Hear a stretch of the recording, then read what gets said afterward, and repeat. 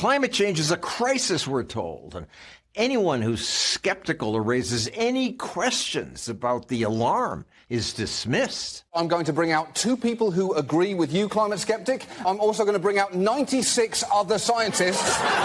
The smug media mock so-called skeptics. And what is the overwhelming view of the entire scientific community? Okay. Any response to that? Any response?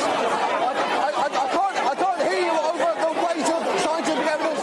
The consensus is so strong, there shouldn't even be a debate. This whole debate should not have happened. I apologize to everyone at home. Climate alarmists claim there's an overwhelming scientific consensus. But it's a manufactured consensus. Researcher Judith Curry says climate scientists have an incentive to exaggerate risk. Why? What's in it for them? Fame and fortune. She knows about that because she once spread alarm about climate change. And the media loved her when she published this study saying there was an increase in hurricane intensity. We found that the percent of Category 4 and 5 hurricanes had doubled. Really? Double? And so this was picked up by the media. Alarmists said, oh, here's the way to do it. It being get the public alarmed. Climate change is making hurricanes stronger and more destructive. Tie extreme weather events to global warming. So this hysteria is your fault. Well, sort of.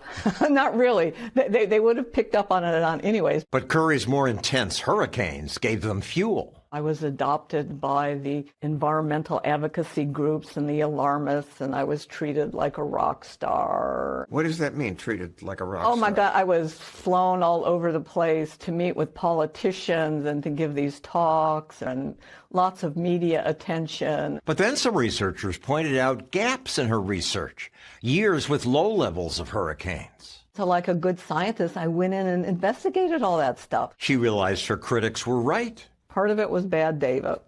Part of it is natural climate variability. So you're the unusual researcher who looks at criticism of your paper and actually concluded they had a point. They had a point for sure. Then the ClimateGate scandal taught Curry that many researchers aren't so open-minded. Leaked emails showed university climate scientists conspiring to hide data. It showed a lot of really ugly things. Avoiding Freedom of Information Act requests, trying to get journal editors fired from their job. One email read, if you think this Yale professor is in the skeptics camp, get him ousted. Seeing emails like that made Curry realize that climate change fanatics had corrupted the science because there's a climate change industry set up to reward alarmism.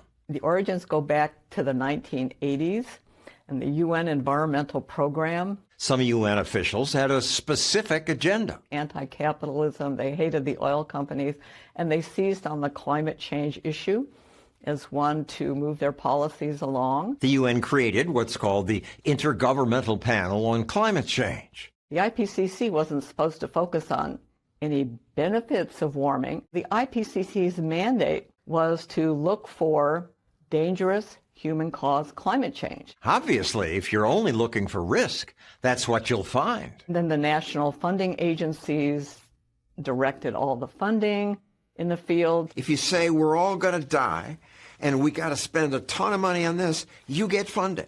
If you say we don't know, you don't get funding? No, it's more subtle than that. The announcements of opportunity for funding are really tied to assuming that there are dangerous impacts. So the researchers aren't stupid. They know what they need to say to get funding. Exactly. This is how manufactured consensus happens.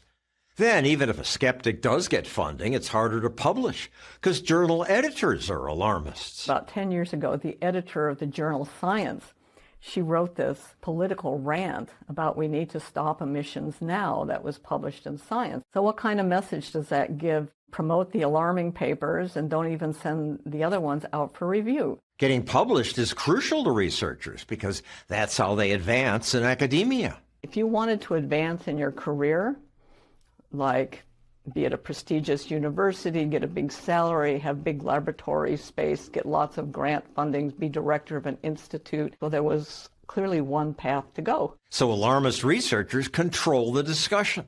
They publish lots of scary papers, and alarmist media jump on those.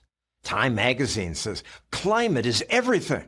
Good Morning America agrees. Climate change is impacting everything from conception to pregnancy. Transportation congestion, the size of frogs, everything. Airplane turbulence. Expect turbulence like this to become more frequent due to climate change. Childhood obesity. Climate change is making our children more obese. Experts say that we have until 2030 to avoid catastrophe. Activists hear the media and freak out. Children are starving. The potential extinction of the human race. Why don't other scientists who recognize the nonsense push back? If they work at a university, it's going to be very uncomfortable for them. Universities have become idiots and they punish people who tell the truth? I mean, I felt the hostility. Curry was a department chair at Georgia Tech until she concluded that fossil fuels aren't so terrible. They want fossil fuels to go away. When they made life uncomfortable for her, she looked for other university jobs, but was told, nobody will hire you, because if you Google Judith Curry, everything that shows up with Judith Curry denier, Judith Curry serial climate disinformer. At that point, I started making my plans to transition 100% to the private sector. She started this weather forecasting company. Now climate alarmists smear her as a climate denier doing it for the money. But she made more money at Georgia Tech. If I was doing this for the money, I would have stayed at Georgia Tech and sucked up my big salary. But that's not who I am. My personal and professional integrity would not allow me to play that game. Good for her.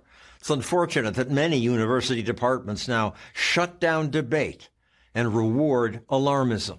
Curry agrees that climate change is a problem, but she says it's not a crisis.